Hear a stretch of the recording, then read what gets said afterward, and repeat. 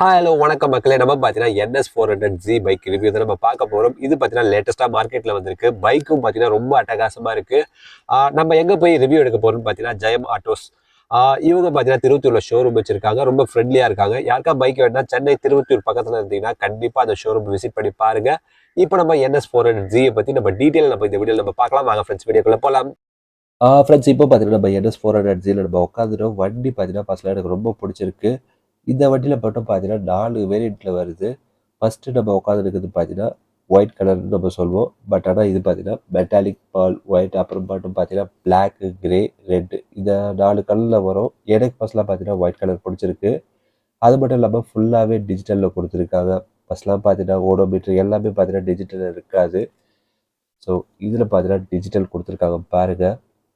So ரொம்ப அட்டகாசமா இருக்கு. GPS, navigation, USB charging port எல்லாமே குடுத்துருக்காங்க. அதே மாரி ரைடிங் மோடும் இருக்கு. அத நம்ம லேட்டா நம்ம பார்க்கலாம். ஃபர்ஸ்ட்டு நம்ம டயர் நம்ம பார்த்தலாம். டயர் பார்த்தீங்கன்னா, கொஞ்சம் சின்னதா தான் இருக்கு. 17 இன்ச் அலாய் வீல் குடுத்துருக்காங்க ஃப்ரண்ட்ல. பேக்லயும் பார்த்தீங்கன்னா 17 இன்ச் தான் குடுத்துருக்காங்க. டயர் சைஸ் மட்டும் பார்த்தீங்கன்னா, 110/70 குடுத்துருக்காங்க ஃப்ரண்ட்ல.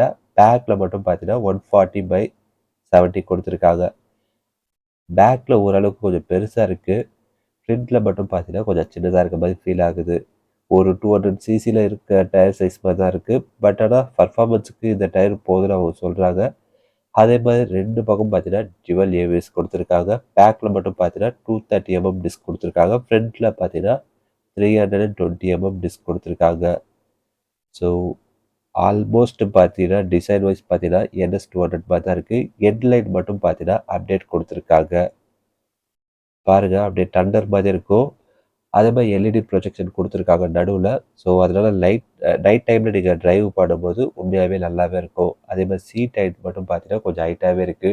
டாலா இருக்க ரைடருக்கு மட்டும் பார்த்தீங்கன்னா, கொஞ்சம் நல்லாருக்கும். அதே மாரி ஷார்ட்டா இருக்கவங்களுக்கு பார்த்தீங்கன்னா, அந்த அளவுக்கு கன்வீனியன்ட்டா இருக்காது. ஏன்னா 807 குடுத்துருக்காங்க. அதே மாரி கிரவுண்ட் கிளியரன்ஸ் மட்டும் பார்த்தீங்கன்னா, 168 குடுத்துருக்காங்க. கொஞ்சம் ஹைட்டா குடுத்திருந்தா கொஞ்சம் பெஸ்ட்டா இருக்கும். அட்லீஸ்ட் 175னா நீங்க ஆஃப் ரோட் போகும்போது மட்டும் உங்களுக்கு யூஸ்ஃபுல்லா இருக்கும். பட் ஆனா சிட்டி சைடு மட்டும் பார்த்தீங்கன்னா, 168 ஓகே.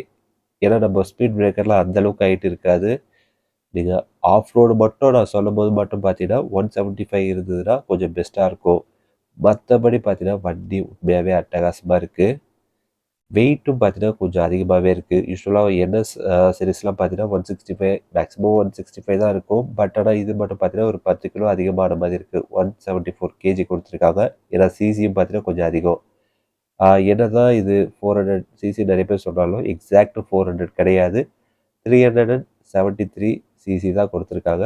பட் டாமினார் சிசி மாரி தான் இருக்கும். ஸோ வண்டி லுக் வைஸ் பார்த்தீங்கன்னா, நல்லாருக்கு. லெஃப்ட் சைட்ல இருக்க வண்டி பார்த்தீங்கன்னா, N250 நெறைய பேர் நீங்க கமெண்ட் பண்ணீங்கன்னா, அந்த வண்டி ரிவ்யூ நம்ம சேனல்ல வரும். ஸோ பாருங்க. 2 வண்டியும் பார்த்தீங்கன்னா, கொஞ்சம் சிமிலரா தான் இருக்கும். ஏன்னா என் சீரிஸ்னாலே ஆ என்எஸும் சரி, ஆ என் சீரிஸும் பார்த்தீங்கன்னா சிமிலரா இருக்கும். சஸ்பென்ஷன் பார்த்தீங்கன்னா, இந்த வண்டியில நல்லா குடுத்துருக்காங்க. மோனோ ஷாக் அப்சார்பர் குடுத்துருக்காங்க பேக்ல. ஆ ஃப்ரண்ட்ல பார்த்தீங்கன்னா, 43 அப்சைட் டவுன் ஃபோக் குடுத்துருக்காங்க. ஸோ நல்ல சஸ்பென்ஷன் தான் ஆக்சுவலா இந்த வண்டிய பொறுத்தவரைக்கும். சஸ்பென்ஷன்லாம் பார்த்தீங்கன்னா, என்எஸ் சீரிஸ்ல நல்லாவே இருக்கும். ஸோ 125 சிசி எடுத்தா கூட பார்த்தீங்கன்னா, என்எஸ்ல நல்லா குடுத்துருப்பாங்க சஸ்பென்ஷன்ல. ஸோ வண்டி நல்லாருக்கு. எனக்கு புடிச்ச கலர் பார்த்தீங்கன்னா, இந்த பேர்ல் ஒயிட் மெட்டாலிக்ன்னு சொல்லுவாங்க. ஸோ எனக்கு அது பிடிச்சிருக்கு. உங்களுக்கு எந்த கலர் பிடிச்சிருக்குன்னு மறக்காம கீழ கமெண்ட் பண்ணுங்க. ஸோ அந்த கிளாஸி ரேசிங் ரெட்ன்னு இருக்கும். அது இந்த ஷாப்ல இல்ல. இருந்தா உங்களுக்கு நான் காட்டுறேன். ஸோ அதே மாரி மிரர்ல மட்டும் பார்த்தீங்கன்னா, ஸ்லைட்டா கொஞ்சம் மாடிஃபிகேஷன்லாம் பண்ணியிருக்காங்க. யூசுவலா இருக்க மாரி இருக்காது. நீங்களே கூட இத அட்ஜஸ்ட் பண்ணிக்கலாம். ஸோ லுக் வைஸ் பார்த்தீங்கன்னா, இந்த வண்டி கொஞ்சம் சேஞ்ச் ஆயிருக்கு.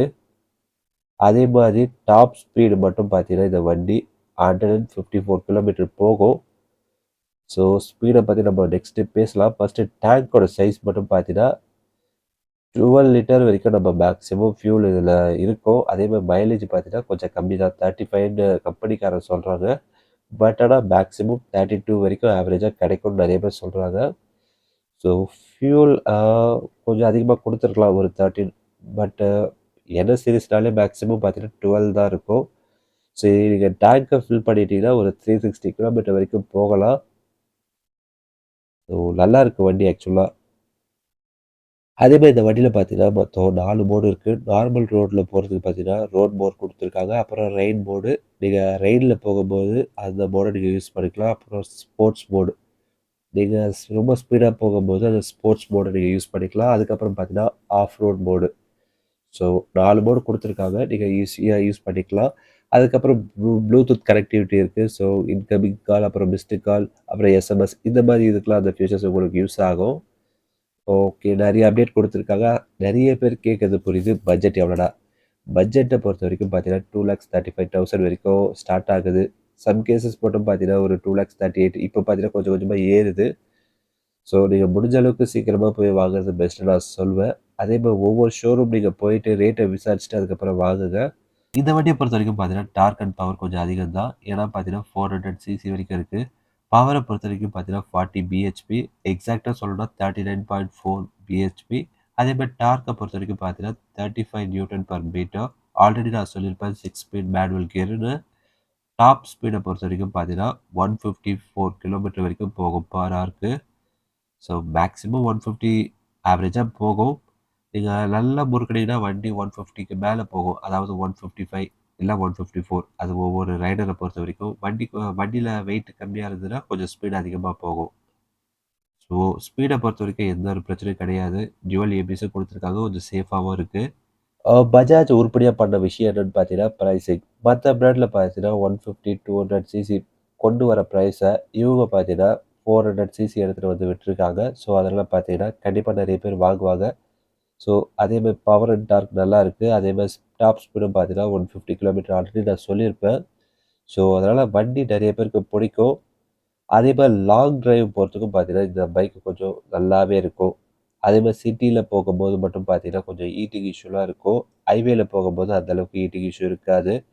ஸோ லாங் டிரைவ்னா அதுக்குன்னு 500, 300 கிலோமீட்டர் போனீங்கன்னா, கண்டிப்பா உங்களுக்கு ப்ராப்ளம் வரும். ஏன்னா, நீங்க சீட்ல உட்காந்து போகும்போது பார்த்தீங்கன்னா, உங்களுக்கு லைட்டா அந்த பேக் பெயின் வரும்.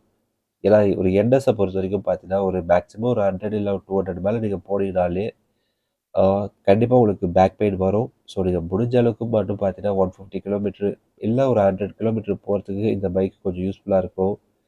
ஸோ லாங் டிரைவ்ன்னு சொல்லிட்டு ரொம்ப போனாலும் பார்த்தீங்கன்னா, கொஞ்சம் பிரச்சனை தான். ஏன்னா சீட்டிங் பார்த்தீங்கன்னா, அந்த அளவுக்கு குஷன்லாம் கிடையாது. நீங்க ஸ்பீடா போறதுக்கு உங்களுக்கு நல்ல பாசிபிலிட்டி இருக்கு. பட் ஆனா, லாங் டிரைவ் அதாவது நான் சொன்ன ஆல்ரெடி 300 கிலோமீட்டர் போனீங்கன்னா, கண்டிப்பா உங்களுக்கு பேக் பெயின்லாம் வரும். இவங்களோட மெயினான காம்படிட்டர் யாருன்னு பார்த்தீங்கன்னா, டிவிஎஸ் அப்பாச்சி ஆர்டிஆர் 310. ஏன்னா, இவங்களோட பிரைஸ் பார்த்தீங்கன்னா, ரொம்ப கம்மியாவே இருக்கு. கண்டிப்பா அதனால டிவிஎஸும் அடி வாங்கும். அவ்வளோதான் ஃப்ரெண்ட்ஸ் இந்த வீடியோ. ஃப்ரெண்ட்ஸ் இவ்வளவு நேரம் நீங்க வீடியோ பார்த்திருப்பீங்க. கண்டிப்பா உங்க எல்லாருக்கும் இந்த வீடியோ பிடிச்சிருக்கும்னு நினைக்கிறேன். பிடிச்சிருந்தா மறக்காம நம்ம சேனலை சப்ஸ்கிரைப் பண்ணுங்க. வேற ஏதாவது டவுட் இருந்தா மறக்காம கீழ கமெண்ட் பண்ணுங்க. நெக்ஸ்ட் ஒரு இன்ட்ரெஸ்டிங்கான ஒரு வீடியோவோட உங்களை சந்திக்கும் வரை உங்களிடமிருந்து விடைபெறுவது உங்கள் பாலா. நன்றி, வணக்கம் ஃப்ரெண்ட்ஸ்.